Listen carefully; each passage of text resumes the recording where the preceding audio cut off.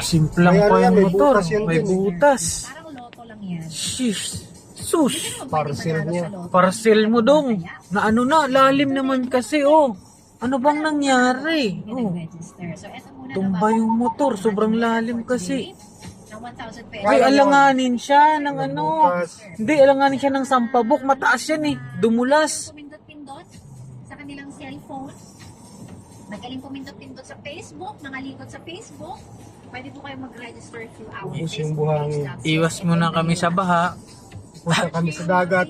Punta kami sa dagat.